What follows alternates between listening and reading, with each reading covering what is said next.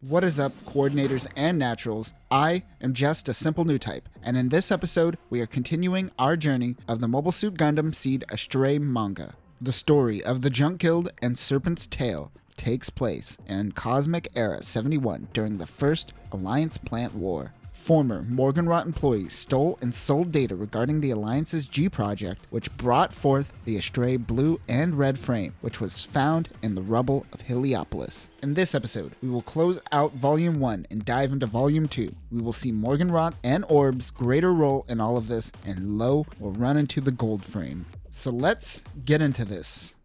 The Junk Guild team has spotted an experimental private warship. Most of the data has been deleted. Lo drifts out into space, a little too far as he is in awe by space's vastness. The home, and specifically Kisato, gets mad at him for drifting outside of the ship's range. They are off to meet up with other guild members. Lo thinks that they are trying to turn a space colony into a spaceship. They head to the colony Lytira. After both the Alliance and Zaft deemed that Lytira was strategically irrelevant, it was able to declare itself a neutral colony. It became a safe haven for those looking to escape war. When they get to the colony, the leader of the Junk Project just so happens to be Shinisto, who happens to be Liam's brother. Liam is a coordinator and Shinisto is a natural. Their parents did this to bridge the gap between coordinators and naturals. Shinisto ran away when they were younger and was never seen until now. Shinisto and Liam catch up, but Shinisto doesn't want to talk about his past. His son comes up to Liam to show him a drawing. He drew Evidence 01. You know, the fossilized alien that the series never followed up on? Shinisto tells Liam that they want to take this colony to Jupiter, where George Glenn originally found Evidence 1. Liam thinks this is nonsense and simply a childhood dream. Regardless, Shinisto wants Liam to come with them. He thinks this over. Meanwhile, Lo is showing off the red frame and the Gerbera straight katana to some of the colonists. Whoa, what happened to the backstory of the Gerbera Strait? Well, it actually doesn't even happen in the manga. It happens in a paragraph at the end of issue 3. Here is the full paragraph. As Lo uses the red frame, he begins to see the need for a physical sword alongside his beam sabers. The professor tells him that in the debris belt, in an abandoned colony called the Graveyard, there was an old technology that has been lost.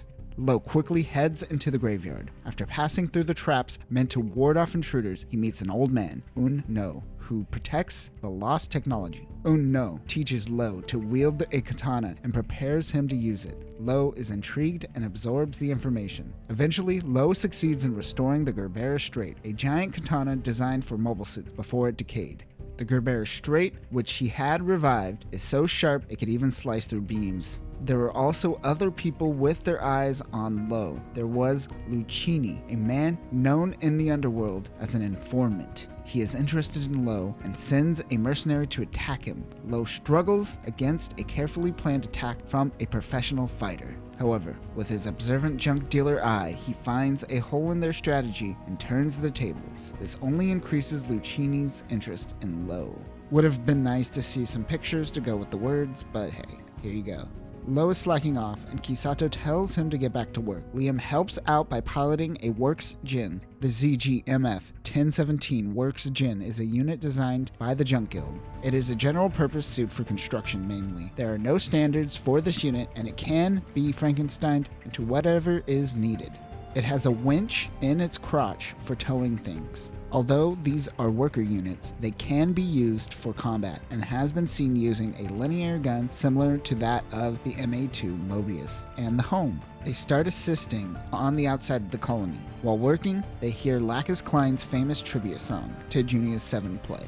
The Home is able to pick up Serpent's Tail on radar due to the fact that the Home knows the exact signature of Elijah's Jin. All the reason to not customize your unit. You now stand out. Liam daydreams about what his brother said about joining him. Shinisto believes that Liam coming with Shinisto would fulfill their parents' dreams of naturals and coordinators living side by side. Lo pulls Liam back to reality as he is drifting off. They finish up. They were helping install a giant nuclear engine on the colony. Because of Windjammers, there is a lot of nuclear waste out there. There is even a throwaway line in this manga that they have so much that they chuck nuclear waste into the sun. That, what? No.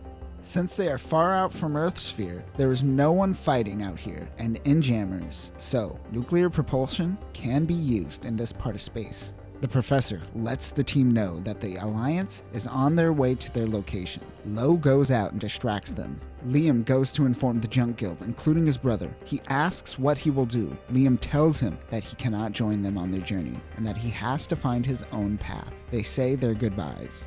Liam comes to the home and asks the professor to detach the ship's linear gun so he could use it. He goes out to fight while the colony like Tira takes off. Lacus Klein's song is heard.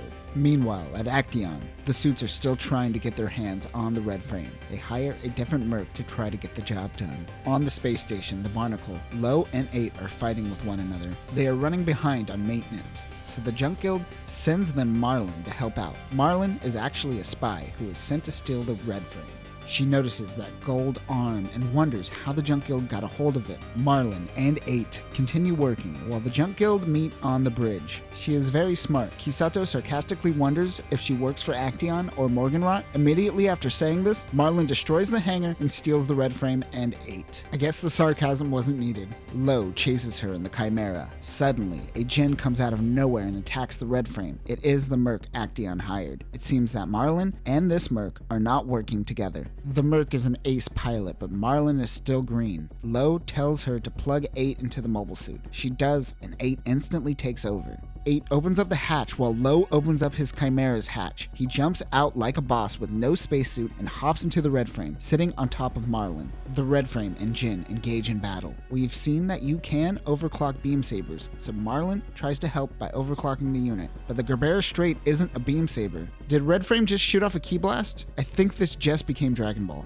8 records the battle data so they could use that move for later.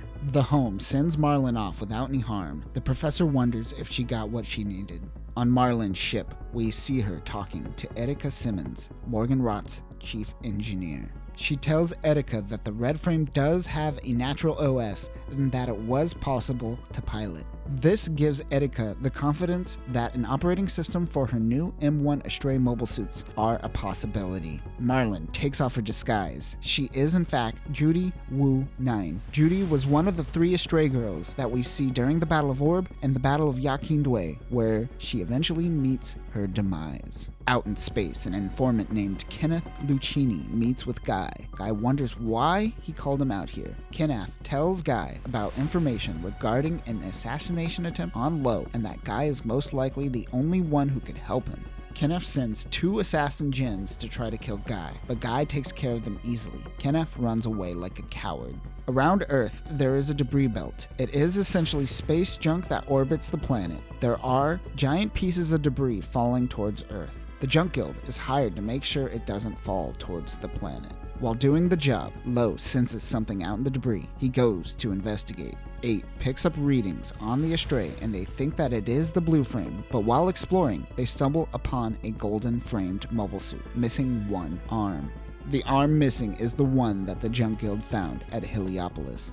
The MBF-P01 Gundam Astray Gold Frame is just like the other Astrays, but unlike the others, it utilizes dual hand plugs that allow the unit to handle both Orb and Alliance weapons. It also uses a 350mm rail bazooka that was originally developed for the dual Gundam. Just like the Atatsuki Gundam that was piloted by Kigali, the gold colors are reserved for Orb's ruling class. This unit is piloted by Orb Nobility, Rondo, Gina, Sahaku. More on them later. Lo is low on energy, but he has no choice but to fight. But he doesn't have a shield or rifle currently. Liam wants to go out and give him a rifle, but he would only be able to get off one shot with how little power he has. The gold frame is pushing Lo into Earth's atmosphere. The home stashes a beam rifle and a piece of debris and then sends the debris towards Lo. He grabs the gun but can't get a hit on the gold frame. He reroutes the power into his arm and fires a key blast towards the gold frame as it tries to attack with his beam rifle. It sends the gold frame towards home. The professor uses the Chimera to attack the gold frame, sending it flying. Red frame falls towards Earth's atmosphere, but the home comes in and grabs him. The home now must enter Earth's atmosphere, destroying most of the ship, but they survive. Lo is on Earth for the first time. And that will do it for this episode. We are starting to see how the Astray units play into a bigger role in the development of Orb's Astray units. We also see the introduction of the new Gold Frame. In our next episode, we will learn more about the Gold Frame pilot Rondo Gina Sahaku. I went on a deep dive, and there are things called carbon humans, which are different from coordinators, naturals, biological CPUs, and whatever these new characters are in Gundam Seed Freedom. The cosmic era has yet to reach its final form. But that will do it for this episode, coordinators. Remember that if you think someone is a spy trying to steal your Gundam, they are probably a spy trying to steal your Gundam. Peace.